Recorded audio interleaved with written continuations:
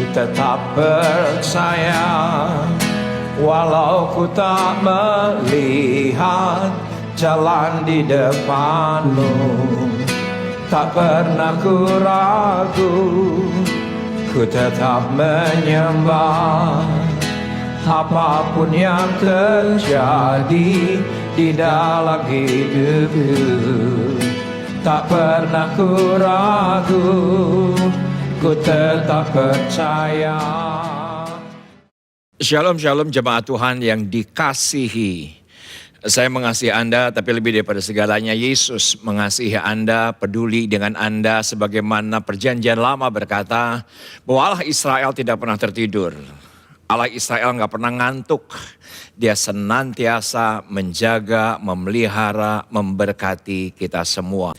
Nah, hari ini kita akan membahas satu kata yang kedua, yaitu adalah imunitas. Saya berikan judul tema khotbahnya yaitu adalah Jesus Immunity. Kenapa saya ingin menyampaikan hal ini? Karena tiba-tiba saya mendapatkan satu pewahyuan dari Lukas pasal yang ke-11. Nanti kita akan lihat.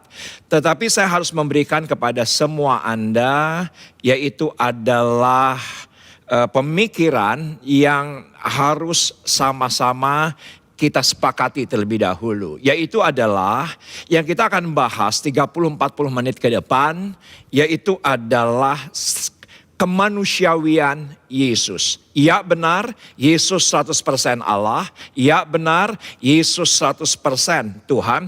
Tetapi dia mengosongkan dirinya. Dalam bahasa Yunani menggunakan kata kinosis, menggunakan kata kino, dan dia mengosongkan diri menjadi manusia. Oleh karena kebesarannya, oleh karena kedaulatannya, oleh karena kemegahan daripada anugerahnya, hanya dia yang bisa menjadi sama seperti manusia, seperti Anda dan saya. Nah, bagaimana Yesus merawat tubuhnya? Bagaimana Yesus merawat kesehatannya? Itu menarik perhatian saya. Ya benar, tidak banyak ayat-ayat mengenai kesehatan secara langsung tertulis dalam Alkitab. Saya tahu persis.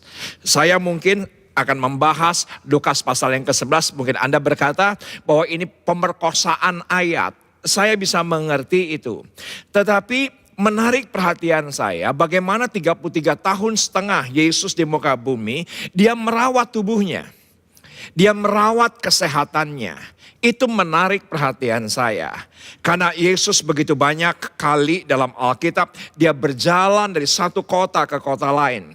Dari satu kampung ke kampung lain. Dari satu rumah ke rumah yang lain. Saya mau kasih bayangan kepada Anda. Jarak Yerusalem dengan Galilea itu 123 kilometer. Hari ini kalau Anda ke Israel menggunakan bis pariwisata 4 jam kira-kira bisa mampir ke Kaisarea, bisa mampir ke Muraka, bisa mampir ke Haifa. Tetapi pada zaman Yesus saya tidak mengerti karena tidak ada penelitian secara khusus berapa lama Yesus berjalan. Padahal Alkitab dengan jelas berkata Yesus pasti 1 tahun di hari-hari raya orang Yahudi dia pasti ada di Bait Allah.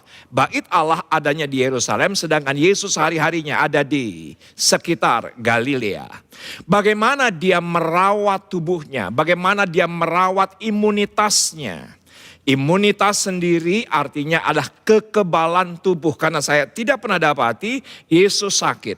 Yesus lelah. Ya, saya pernah dapati dalam Yohanes pasal yang keempat ketika dia ada di sumur, ketika dia berjumpa dengan perempuan Samaria, Alkitab berbahasa Inggris berkata ia lelah dan dia meminta minum. Sama seperti Anda dan saya, kita membutuhkan makanan dan minuman.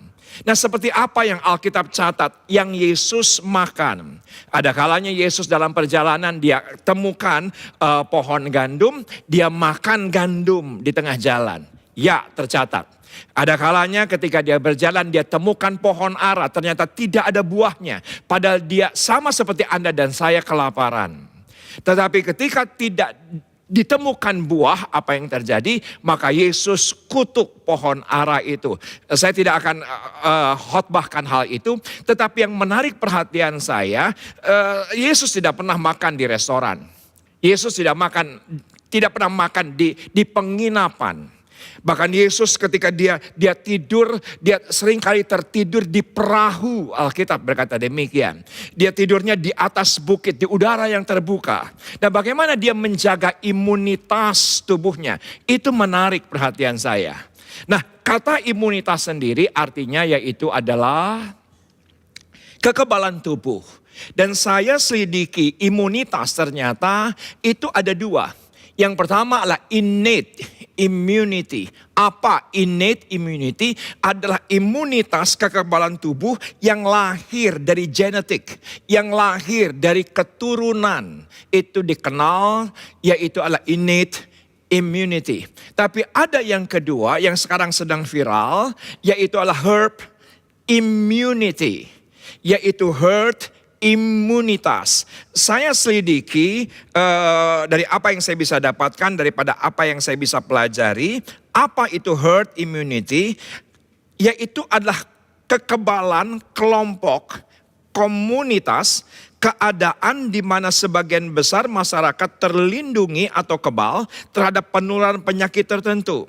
Herd immunity bisa muncul dengan cara membiarkan terus virus itu menyebar. Apa yang terjadi? Sehingga banyak orang terinfeksi. Dan ketika semakin banyak orang yang terinfeksi, apabila mereka sembuh, karena imunitasnya kuat, dia akan hidup. Tapi bagi yang lemah, dia akan meninggal. Itu adalah herd immunity. Dan menurut catatan, saya dapati bahwa banyak orang akan kebal sehingga wabah akan hilang dengan sendirinya. Kenapa? Bukan virusnya yang hilang, bukan penyakitnya yang hilang, bukan bakterinya yang hilang, tetapi karena semua sudah terbangun herd immunity-nya. Dengan sendirinya karena virus sulit menemukan media untuk membuatnya tetap hidup dan berkembang. Herd immunity dengan dua cara. Yang pertama yaitu dengan vaksin. Dan kalau kita melihat konteks pandemi hari ini kita tidak pernah tahu, ada seorang ahli berkata paling sedikit kita harus hidup berdampingan dengan virus pandemi ini sekitar 5 tahun. 2 tahun bagaimana proses ditemukan, 2 tahun kemudian bagaimana proses produksi, baru 1 tahun kemudian 6 miliar manusia divaksinasi. Itu adalah herd immunity. Tapi yang kedua, herd immunity yaitu adalah dari apa yang saya pelajari, yaitu dengan membiarkan 70% populasi terinfeksi virus. Sehingga akan mendapatkan kekebalan antibodi secara alami. Yang kuat akan bertahan, tapi yang lemah akan meninggal. Nah, pada zaman Yesus tentunya tidak pernah ada herd immunity. Karena WHO pun mengatakan bahwa herd immunity itu totally wrong. Karena itu berlaku hanya untuk hewan, tidak berlaku untuk manusia. WHO secara resmi berkata tidak ada istilah untuk manusia yaitu herd immunity. Tetapi yang kita akan pelajari hari ini yaitu adalah imunitas daripada Yesus. Bagaimana Yesus merawat tubuhnya. Bagaimana Yesus merawat kesehatannya. Dia harus tertidur di alam yang terbuka. Dia makan, ini bahasa saya, seketemunya. Karena Alkitab mencatat dia di jalan minum di sumur. Dia di jalan makan buah ara. Dia di jalan makan gandum. Tapi seringkali Alkitab mencatat Yesus makan oleh karena undangan. Kenapa? Karena tradisi Yahudi pada zaman itu seseorang harus mengundang makan, seperti itu konteksnya. Dan Yesus dalam Alkitab seringkali dicatat Yesus makan siapa yang mengundang? Orang Farisi. Siapa yang mengundang Yesus? Orang berdosa. Siapa yang mengundang Yesus? Pemungut cukai. Siapa yang mengundang Yesus? Ahli Taurat. Itulah yang mengundang Yesus. Alkitab yang berkata demikian. Nah, ini menarik. Saya dapati, yuk kita akan lihat, yaitu ada Lukas 11 ayat yang ke-37. Ayat yang ke-37 dari Lukas pasal yang ke-11. Tadi saya berkata, tidak ada satupun ayat yang berhubungan langsung mengenai kesehatan. Dan saya melihat dari Lukas pasal yang ke-11 sekalipun, ini tidak ada hubungannya sebetulnya dengan kesehatan. Tetapi Konteks daripada perikop Lukas 11 ayat yang ke-37, demikian firman Tuhan, ini konteksnya. Yesus mengecam orang-orang Farisi dan ahli-ahli Taurat. Ya, itu betul, itu konteks seluruh daripada perikop. Tapi saya minta maaf untuk hari ini saya tidak disiplin teologi ya. Saya tidak berbicara sesuai dengan konteks. Tetapi ayat yang ke-37, Alkitab dengan jelas berkata, ketika Yesus selesai mengajar, seorang Farisi, perhatikan, mengundang dia untuk makan di rumahnya. Memang pada zaman itu ada sebuah tradisi bahwa orang bisa mengundang makan seseorang. Dan ayat-ayat di atasnya Alkitab mencatat bahwa Yesus sedang mengajar. Tapi tiba-tiba diinterupsi atau ada kemungkinan memang itu jam makan. Alkitab dengan jelas berkata, orang Farisi itu mengundang Yesus. Nah, perhatikan Alkitab, untuk makan di rumahnya, maka masuklah ia ke rumah itu lalu duduk makan. Nah, Anda harus perhatikan dengan cermat ayat ini dan Anda juga harus memperhatikan penjelasan saya. Alkitab dengan jelas berkata di ayat 38, orang Farisi itu melihat hal itu dan ia heran karena Yesus tidak mencuci tangannya sebelum makan. Ini menarik. Ini sangat menarik. Jadi orang Farisi itu menegur Yesus. Semua orang cuci tangan sebelum makan. Bahkan tradisi Yahudi mengatakan sampai hari ini sekalipun yang namanya cuci tangan sebelum makan itu bukan sesuatu yang luar biasa sebetulnya, sesuatu yang biasa. Tapi dalam konteks ini saya selidiki Alkitab, ternyata bahwa ada hukum bagi orang-orang Yahudi ketika itu, dan ini law, ini hukum. Ini adalah bagian daripada hukum orang Israel, yaitu adalah sebelum makan cuci tangan. Kenapa Yesus tidak mencuci tangan? Saya memberanikan diri berkata bahwa bukannya Yesus ingin melanggar ketentuan protokol kesehatan. Bukan. Saya ulangi sekali lagi. Yesus pada konteks ini pastinya, dan saya bisa pastikan bukan untuk melanggar protokol kesehatan. Tapi apa yang Yesus coba langgar? Yang Yesus coba langgar adalah protokol atau aturan hukum Taurat, hukum Yahudi, hukum Israel ketika itu. Justru dari situlah dia masuk dalam pewahyuan yang sangat luar biasa. Dari ayat yang ke-39 sampai dengan ayat yang ke-54. Itu konteksnya. Nah, apa yang terjadi? Apa yang terjadi? Yesus tentunya tidak melanggar protokol kesehatan. Dan saya justru mendapati di sini kenapa Yesus imunitasnya kuat. Kenapa Yesus punya imunitas yang hebat. Saya dapati di ayat yang ke-39, ayatnya berkata demikian, tetapi Tuhan berkata kepadanya, kamu orang-orang Farisi, kamu membersihkan bagian luar dari cawan dan pinggan, tetapi bagian dalammu penuh rampasan dan kejahatan. Saya begitu yakin konteks daripada Jesus immunity adalah yang kita harus bangun itu adalah manusia dalam kita terlebih dahulu. Terlebih daripada segalanya manusia luar kita. Tapi manusia dalam itu yang jauh lebih penting untuk di hari terakhir kita bangun sedemikian rupa. Hubungan kita, doa kita, penyembahan kita, pelayanan kita, saat teduh kita, dan itu adalah imunitas Yesus. Kenapa saya berani berkata demikian? Karena itulah yang dilakukan oleh Tuhan Yesus. Dia bangun sesuatu yang dari dalam. Bukan dari luar ke dalam, tapi dari dalam keluar. Maka itulah imunitas yang terhebat. Bukan, saya setuju dengan semua cara-cara apa yang diharuskan oleh protokol kesehatan, bahwa kita harus cuci tangan 20 detik, kita harus mandi ketika setelah berpergian. Saya setuju kita harus pakai masker. Tentunya dalam konteks ini Yesus bukan melanggar protokol kesehatan, tapi konteksnya itu jalan masuk bagi Yesus untuk dia menjelaskan apa yang terjadi dengan orang Farisi dan orang-orang ahli Taurat. Tetapi dalam konteks khotbah saya hari ini jelas bahwa di atas segalanya, mari kita dandani manusia dalam kita. Di atas segalanya, mari kita percantik manusia dalam kita.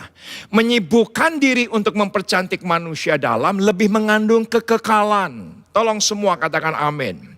Lebih mengandung kekekalan. Jangan terlalu sibuk dengan manusia luar kita. Jangan terlalu sibuk dengan mempercantik manusia luar kita. Justru di hari terakhir dengan pandemi ini, bukankah kita stay at home walaupun sudah masuk ke PSBB transisi, walaupun kita sudah masuk the new normal, tapi selama vaksin belum ditemukan, kita tetap diminta untuk lebih banyak di rumah. Dan ketika kita banyak di rumah, mari kita bangun manusia dalam kita. Bangun manusia yang inside dan percantik itu, karena itulah yang mengandung kekekalan. Dan saya berani bilang bahwa imunitas Yesus bukan dari luar ke dalam, tapi dari dalam keluar. Buktinya apa? Sepertinya, dia makan seketemunya. Dia tidak pernah makan di restoran, dia tidak pernah di hotel. Sepertinya apa saja yang disajikan pengundang, dia harus makan, dia harus tidur di udara terbuka, dia harus tertidur di perahu, dia tertidur di pinggiran Danau Galilea. Tetapi dalam diri Yesus itu yang sehat. Dan sedemikian rupa itulah Jesus immunity. Bagaimana kita membangun imunitas Yesus? Saya mau bagi dalam dua hal untuk konteks khotbah hari ini. Yang pertama adalah, saudaraku, tingkatkan kehausan Anda akan Yesus. Biarlah kehausan kita akan Yesus itu menjadi sebuah kebutuhan, bukan keharusan. Saya ulangi sekali lagi. Kehausan kita akan Tuhan, kehausan kita akan Yesus, biarlah itu menjadi sebuah kebutuhan, bukan keharusan. Kalau Anda makan diharuskan, apa yang terjadi? Anda akan bisa saja, walaupun makan enak, Anda bersungut-sungut. Tapi semua kita makan, kadang itu kebutuhan. Kita tidak perlu dimarahi, kita tidak perlu disuruh, kita tidak perlu diperkatakan kasar. Kita makan karena memang kebutuhan. Dan biarlah itu menjadi disiplin dalam kehidupan kita di hari terakhir. Untuk membangun imunitas Yesus dalam kehidupan kita. Kita semakin haus akan Tuhan. Saya punya pengalaman dalam 3 bulan terakhir ini. Yaitu adalah saya kalau hari Minggu yang biasanya berkhotbah, biasanya melayani, memberi makan ribuan orang dimanapun, di banyak tempat. Tapi 3 bulan ini saya harus di rumah. Justru saya harus beribadah, lucu ibadahnya, yaitu mendengar khotbah saya sendiri. Tetapi Anda bisa hubungi istri saya Elsa, Anda bisa hubungi putri saya Keisha yang selalu hari Minggu. Sikap hati saya ketika saya beribadah itu bukan untuk nonton. Sikap hati saya untuk saya beribadah itu bukan ingin nonton konser, ikut nonton pertunjukan. Saya mau ibadah. Dan ketika saya ibadah, setiap hari Minggu, saya bisa rasakan hadirat Tuhan yang kuat. Bahkan melebihi ketika sebelum pandemi. Ternyata yang menentukan itu adalah sikap hati kita. Bukan siapa gestar yang akan muncul, siapa hamba Tuhan terkenal yang akan muncul, bukan. Yang menentukan ada kehausan kita akan Tuhan. Dan saya berdoa bagi jemaat Tuhan agar Anda punya imunitas Yesus. Anda lebih daripada segalanya mempercantik manusia dalam kita. Dan ketika Anda mempercantik manusia dalam kita, imunitas akan terbangun. Jadikan kehausan akan Tuhan itu adalah sebuah kebutuhan dalam kehidupan kita. Bukan keharusan kita ibadah. Bukan karena keharusan kita berdoa. Bukan karena kita keharusan puasa. Bukan karena keharusan kita melayani. Tapi biarlah itu jadi kebutuhan. Karena kalau butuh pasti tidak akan terpaksa. Kalau butuh pasti tidak perlu dipaksa-paksa. Karena butuh. Saya membutuhkan ibadah hari Minggu. Ibadah kita di hari Minggu sangat sederhana. Nyanyinya sederhana, dengan peralatan yang sederhana, khotbahnya juga sederhana. Tapi esensi ibadah di pandemi berubah. liturgi ibadah di pandemi ini berubah. Apalagi yang berubah? Selain esensi, selain liturgi, juga tempat ibadah itu berubah. Tergantung kehausan kita. Kita tidak lagi seperti sebelum pandemi. Kita bisa beribadah, bisa lompat, bisa memuji Tuhan. Oleh karena jiwa kita yang sedemikian rupa. Tapi ketika Anda di rumah sekalipun, hanya di depan laptop sendirian sekalipun.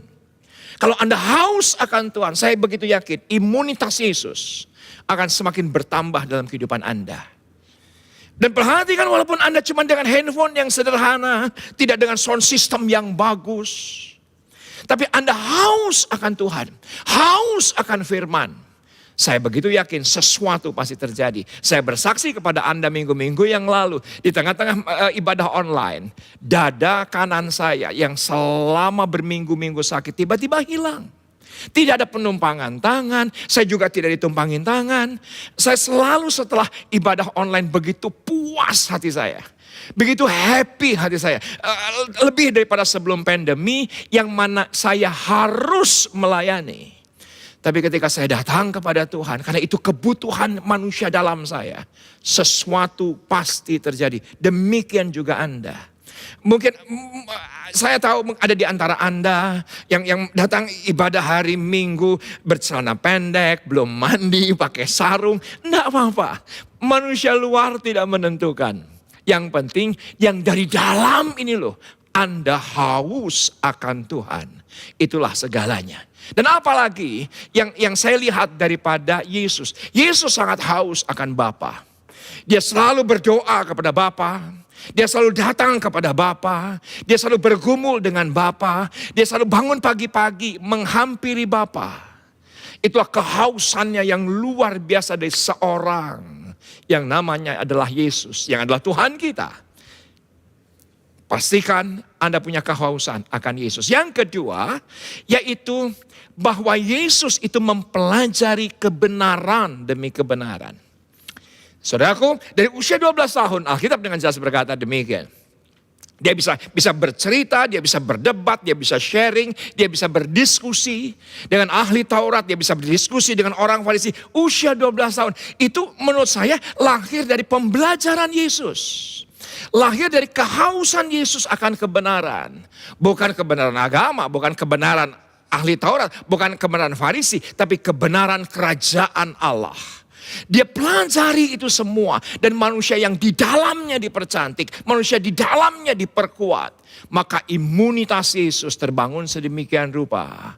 Dan saudara, ada anak rohani saya beberapa hari yang lalu saya dengarkan khotbahnya, saya sangat diberkati. Dari situ maka lahir quotation ini. Hidup Anda dan saya adalah kumpulan kebenaran yang kita pelajari. Saya ulangi sekali lagi. Hidup kita adalah kumpulan kebenaran yang kita pelajari. Yang kita renungkan. Yang kita praktekkan. Itu hidup kita. Saya ulangi sekali lagi. Saya harap ini menjadi, Anda silakan foto, Anda boleh simpan di album handphone Anda. Hidup Anda adalah apa? Kumpulan dari kebenaran-kebenaran yang kita pelajari, dari firman-firman Tuhan yang kita renungkan, kebenaran yang kita lakukan, itulah hidup kita. Saya tidak pernah melihat hiduplah sehat, haruslah olahraga. Saudaraku, saya tidak dapat dalam Alkitab demikian. Tapi Alkitab dengan jelas berkata, lakukanlah firman. Karena hidup ini adalah kumpulan dari firman yang kita hidupi, dari kebenaran yang kita lakukan, dari apa yang kita praktekkan.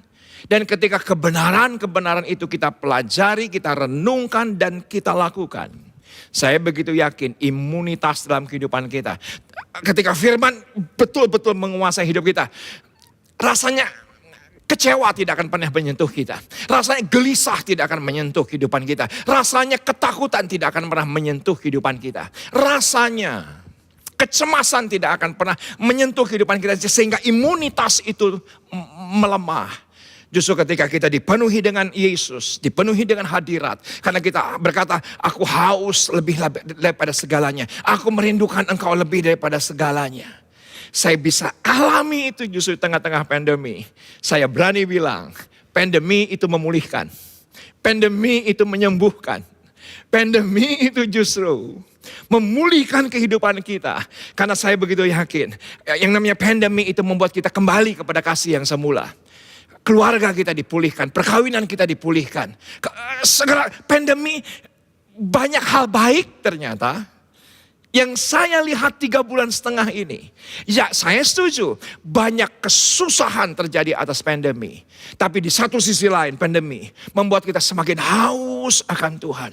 Beberapa hari yang lalu ada radio di Surabaya yang terkenal, Radio Kristen, mewawancarai saya. 2-3 hari yang lalu, dikatakan, Pak Pendeta, apakah ini masa kekeringan gereja? Saya berkata tidak. Justru karena pandemi, banyak orang yang disembuhkan, banyak orang yang dipulihkan, banyak orang yang mengalami Tuhan. Dipaksa sedemikian rupa. Kita akan masuk kepada new normal, kita akan kembali ibadah offline seizin pemerintah. Kita akan kembali sepertinya ibadah seperti yang lalu. Tetapi dengan suasana yang berbeda. Esensi ibadah boleh berubah. Liturgi ibadah boleh berubah. Tempat ibadah boleh berubah. Yang tidak boleh berubah adalah kehausan Anda akan Yesus. Dan kehausan Anda akan kebenaran. Maka imunitas itu pasti terbangun. Tuhan Yesus memberkati.